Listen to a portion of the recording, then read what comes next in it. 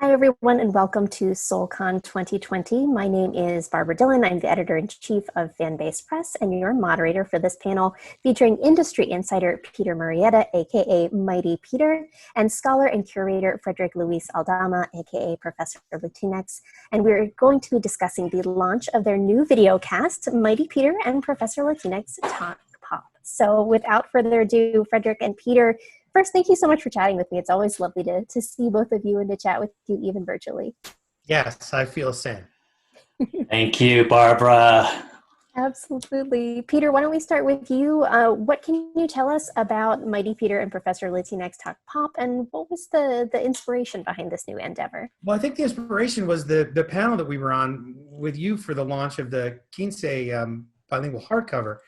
And we just really felt like we had a kindred spirit and in each other. And so we just immediately fell into these different side conversations about comic books, comedy, TV, music. And then, of course, I picked up some of the professor's books and raced through those. And then we just found ourselves on Zoom talking about, a show, but then having that turn into discussion of the Chicano moratorium, and then further into like, why did I name my son the way I named my son? And we just felt like we should do these on a regular basis, and we should share them with people and formalize it a little bit, but keep it fun and keep it moving. It's not an academic discussion. And do you have oh, go ahead, Frederick, please. No, I was going to say, yeah, completely. That kind of energy of us both coming together and really kind of seriously kind of drilling in on something, but at the same time, like two chums hanging out and, talking around, after our big meal and spending some time together and really getting into it and having some fun, but also learning together. Absolutely. And usually it creates such wonderful dialogue and conversation when you have that sense of informality and comfortability in the conversation that really permeates into the viewers as well. Even in spite of the informality, do you have a format to each episode that listeners and viewers can anticipate? Yeah, I will, just kind of continuing on with where I just was going with this. There's this tradition in Latinx culture and Mexican families in general, where you do spend a lot of time at meals and especially after meals. And the topics go everywhere. And it's this conversation de sobremesa, and they travel everywhere. They go any place. They travel across time, backwards and forwards, and anywhere in the world. And that's really the kind of format. Yeah, and I love that. And it brings such warm sort of memories of me as a child in my family, that from everything from how do you go on a job interview when I was getting my first job to what movie do people like. And I remember at one point being made fun of by my family because I couldn't skip. And this is like I'm 10 or 11, and me made this to like hop around the table and my family laughing at me. And then the real reveal when I realized nobody had taught me how to do this. And then my dad got up to show how easy it was, and he couldn't do it. So I was like, right, well, there you go. And so I think it's that kind of fun we want to infuse into these topics and ideas. So, we want to talk about Latinx as a term even, and like where it came from and, where's it going? And I think that not with an eye towards proving anything, just an eye is sharing it with people. Mm-hmm. And do you have specific themes planned for each episode or specific areas of content for each episode, including the premiere episode? Why don't you take that one? Yeah, so we threw around a couple of ideas for our premiere. And the one that kind of we settled on was after we began talking about Showtime's current run, Penny Dreadful, City of Angels, just because it's so rich in the way that it's excavating myth and making it new, but then also kind of stumbling on itself in different ways. And so we thought we would launch with something, and it sounds maybe a little clunky and academic, we'll probably revise it, but something like hashtag Brown Televisual Reclamations, History and Myth. But that will be our, say, pilot launch. Yeah, and that's just us starting there, and coming into talking about zoot suits and these saints that are in pop culture, and like did our families grow up with them or not? And it's like the going all the way back to the Quince book. In my neighborhood, at least in my memory, and I've asked around, like, a lot of us families were not even wealthy enough to have a quince for our sisters. And so it wasn't something until I think my sister became of age that it became a popular thing, at least in our neighborhood, and we just want to traverse all that territory in a fun conversation. And the kind of thing when you would hear it on the radio, at least when I was a kid or a student, you end up wanting to grab a pad of paper because you're like, I heard 3 things I want to look up. There's one thing I want to watch, and there's something I need to read. We want that to be the feeling when you're done listening.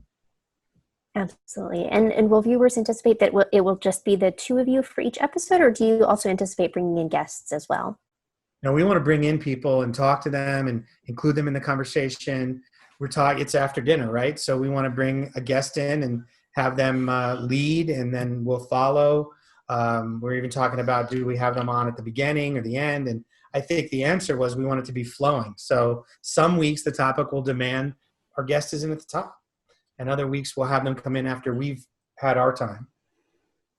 And I'm so excited too that we're, already thinking about all of the different personalities, all these really smart, fun people that we're going to bring onto the show. Yeah. Places for your world and for mine, right? We're going to try to mix it. Absolutely. And how frequently will new episodes be aired? We're thinking once a month to begin with, just given the kind of timing of this, and we're both in classrooms literally right now, and then pick it up maybe a couple times a month.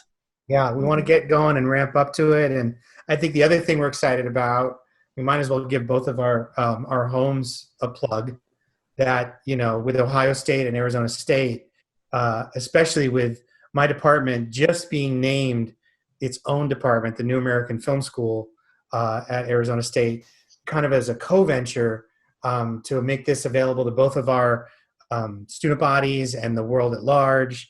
And so we're looking to get both of those programs behind this for the launch. So that's kind of exciting. That's fantastic. And what's wonderful about this videocast, and especially in everything that you're saying about not only the format of the discussion and the wonderful dialogue that it will generate, but the importance that viewers will take away from it, the import of the stories that you're talking about. What do you hope that viewers will really take away from this, in addition to the entertainment value of the show? Yeah, I'll jump in and just say, I hope, something rich and smart and fun, but also non-judgy. Like, I want people to enter into this space with us really as this sort of after dinner kind of meal where we can let our guard down and show our vulnerabilities, and let, maybe some of us didn't have quinces, or some of us might not have heard of chupacabras, and that's okay. There's lots of other things, that we have, that we share as Latinx, peoples and communities and families. So that's my hope. Yeah, mine is the same. And I guess I'd add in that it's a lofty goal, but I feel like lately in my travels in Hollywood and my pitches and the things that I've been doing, I'm both incredibly excited about some projects that I can't name yet. People would have to go back in time to conversations that you moderated, Barbara, and find it, because I don't want anyone else to know. We don't want to say it again. No. But I also want to share that we're more than what I'm coming to this term. We're more than our trauma. And what I mean by that is, in Hollywood, we're more than a border crossing story. We're more than a narcos story. And if you come spend time with us, you're going to find out that, you know, I used to be into skating, and that I was in a punk band, and that my sister is an interior designer and decorates model homes. Like, that's a weird job, right? And we want you to leave feeling like not just, oh, wow, they're more than that, but also that we are like you guys, whoever the you guys is. Absolutely. And speaking of other projects, of course, we don't want to get anyone into trouble with anything under NDA, but are there other projects that you're working on right now that you're able to share with viewers? Yeah, I can talk about Ricky and Cricket, which is my Amazon pilot that is about a nice guy Latino, Ricky, who's down on his luck and is a little bit accused of passing and of being sort of a coconut. And he is visited by an angel from the east side of heaven, Cricket, come to make him authentic. We are in the process of finishing the second episode script, and hiring an artist in the hopes that we'll have Amazon give us the green light soon, maybe by the end of the year even. And so there's other amazing projects I'm working on, but that one we can talk about. And Mr. Iglesias on Netflix, we have some episodes coming out in December. It'd be great if people watch them. We saw that Netflix just canceled another Latinx show, Ashley Garcia. So we're fingers crossed that we can keep holding the flag there. And that's what I'm working on. Professor? And I have a great interview that I just did with Mighty Peter that's going to be in this big volume, Latinx TV in the 21st century, to kind of bring us the scholarship up to speed in that space. I've got my, of course, my kids' book just came out, and then I've just scripted and thumbnailed the follow-up to that, the Chupacabra Charlie adventure series. And I'm just scripting, Peter and I are like always writing a piece for the first documentary on Latinx cinema in the 21st century. So it would be a kind of companion piece to the volume that I published. Nice. That's fantastic. Excellent.